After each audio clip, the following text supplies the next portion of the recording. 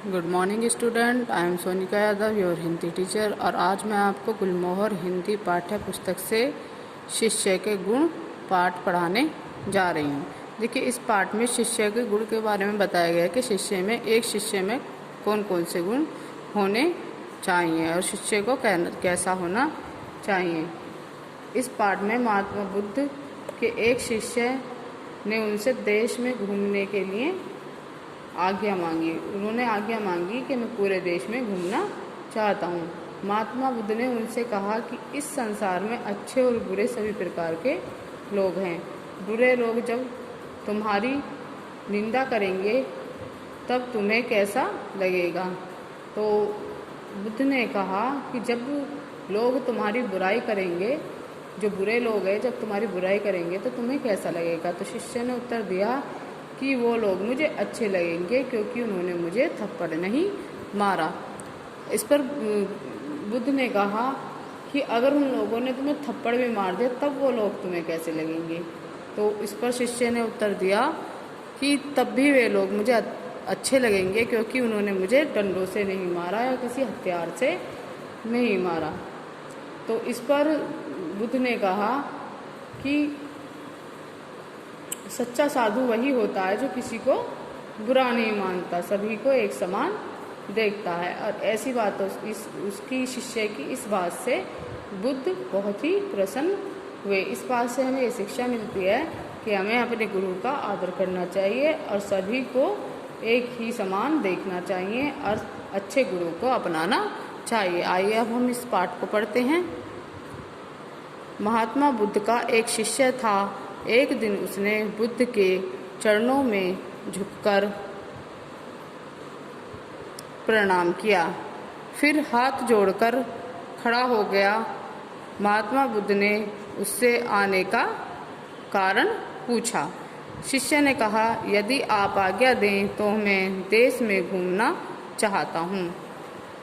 बुद्ध, अच्छी बात है, किंतु तुम्हें रास्ते में अच्छे बुरे हर प्रकार के लोग मिलेंगे। बुरे लोग तुम्हारी निंदा मीन्स बुराई करेंगे, उस समय तुम्हें कैसा लगेगा। शिष्य ने उत्तर दिया, मैं समझ लूँगा कि वे बहुत भले लोग हैं क्योंकि उन्होंने मुझ पर धूल नहीं फेंकी और मुझे थप्पड़ नहीं मारे। बुद्ध ने कहा, उनमें से कुछ लोग तुम पर धूल भी फेंक सकते हैं और थप्पड़ भी मार सकते हैं। शिष्य ने कहा, मैं उन्हें भी इसलिए भला समझूंगा कि उन्होंने मुझे डंडे से नहीं पीटा। बुद्ध, डंडे मारने वाले भी 5-10 लोग मिल सकते हैं।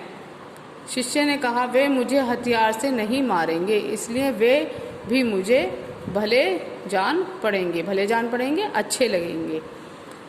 बुद्ध, देश बहुत बड़ा है, जंगलों में ठग और डाकू रहते हैं।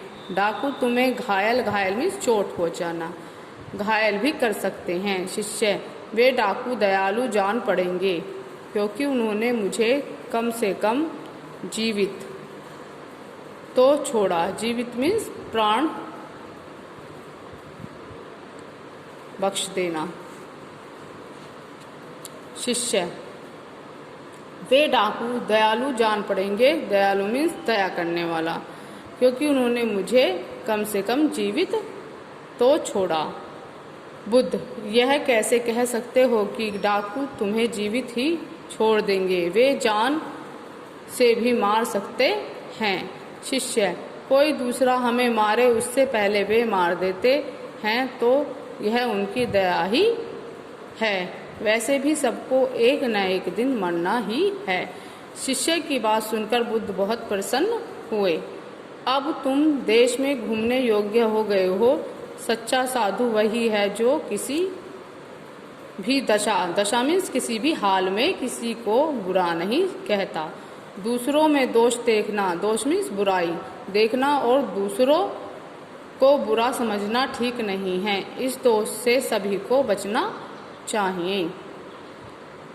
तो बच्चों, जिस प्रकार महात्मा बुद्ध का शिष्य किसी भी परिस्थिति में दूसरे की निंदा नहीं करता, मतलब कि किसी भी हाल में किसी की बुराई नहीं करता, हमें भी ऐसा ही करना चाहिए।